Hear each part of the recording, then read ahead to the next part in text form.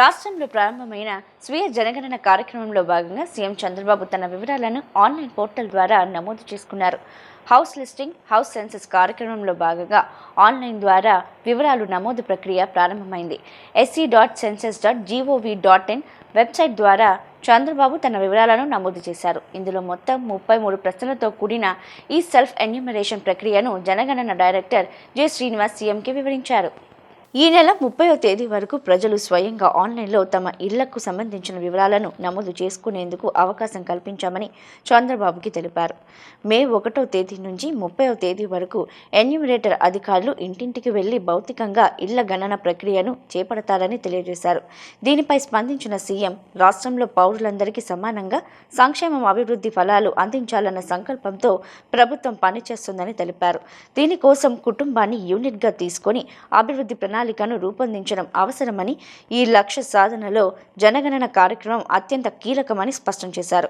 రాష్ట్ర విభజన తర్వాత తొలిసారిగా రాష్ట్రంలో జనగణన కార్యక్రమం జరుగుతోందని, ఇది కేవలం సమాచార సేకరణ మాత్రమే కాకుండా అభివృద్ధికి బలమైన పునాది వేస్తుందని సీఎం అభిప్రాయం వ్యక్తం చేశారు. జనాభా లెక్కల కార్యక్రమం 2 దశల్లో జరుగుతుందని, మొదటి దశలో ఈ రోజు నుంచే ఇళ్ల గణన ప్రారంభమైందని, వచ్చే ఏడాది నుంచి ప్రారంభమయ్యే 2వ దశలో జనాభా లెక్కల సేకరణ ప్రారంభమవుతుందని తెలిపారు. ఈరోజు ప్రభుత్వాలు సంక్షేమ అభివృద్ధి కార్యక్రమాలు చేసేటప్పుడు ఈ యొక్క గణాంక వివరాలు చాలా ముఖ్యం. 10 సంవత్సరాలకు ఒకసారి గణాంక వివరాలు సేకరించడం ఒక ఆనవాయితీ. అదే సమయంలో ప్రభుత్వం ఏ కార్యక్రమం చేయాలన్నా, ఒక అభివృద్ధి చేయాలన్నా, ప్లానింగ్ చేయాలన్నా కొన్ని వివరాలు అవసరం.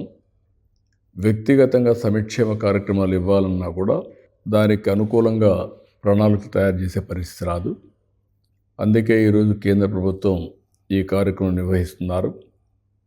ఇప్పుడు మొదటి దశలో మీరంతా కూడా ఈ రోజు నుంచి 16వ తారీఖున ప్రారంభమవుతుంది.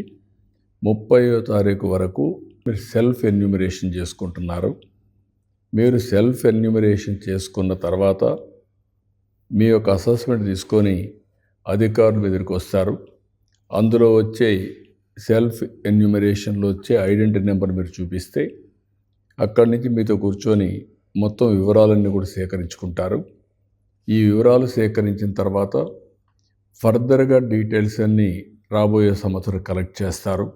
అంటే పూర్తి వివరాలు సేకరించి అటు కేంద్ర ప్రభుత్వ ప్రణాళికలు తయారు చేయడానికి కానీ, రాష్ట్ర ప్రభుత్వ ప్రణాళికలు తయారు చేసుకోవడానికి కానీ, అదే సందర్భంలో మీ యొక్క వివరాలు తెలిసిన తర్వాత ఎవరెవరికి ఇళ్ళు లేవు, లేకపోతే ఎవరెవరికి ఎలాంటి వసతులు లేవు, ఇవన్నీ కూడా వివరాలు ఉంటాయి. దాన్ని బట్టి కేంద్ర రాష్ట్ర ప్రభుత్వం ఏమేం చేయాలన్నా కూడా ప్రణాళికలు తయారు చేసుకొని ముందుకు పోయే అవకాశం ఉంటుంది. ఏ కుటుంబ వ్యక్తిగత వికాసానికి కానీ, లేకుంటే సమాజ వికాసానికి కానీ ఈ సెన్సస్ చాలా ఉపయోగపడతాయి. ఈ సెన్సస్ అనేది చాలా ముఖ్యమైన కార్యక్రమం. అందుకే మనందరం భాగస్వాములు కావాల్సిన అవసరం ఉంది. మన వ్యక్తిగత అభివృద్ధి, మన కుటుంబ అభివృద్ధి, మన గ్రామ సమాజ అభివృద్ధికి ఇది దోహదం చేస్తుంది. కాబట్టి మిమ్మల్ని అందరినీ ఒకటే విజ్ఞప్తి చేస్తున్నా, ఈ కార్యక్రమంలో ప్రతి ఒక్కరం భాగస్వాములు కావాల్సిన అవసరం ఉంది. అదే సమయంలో మీరిచ్చే వివరాలు కూడా వాస్తవంగా ఇవ్వాల్సిన అవసరం ఉంది.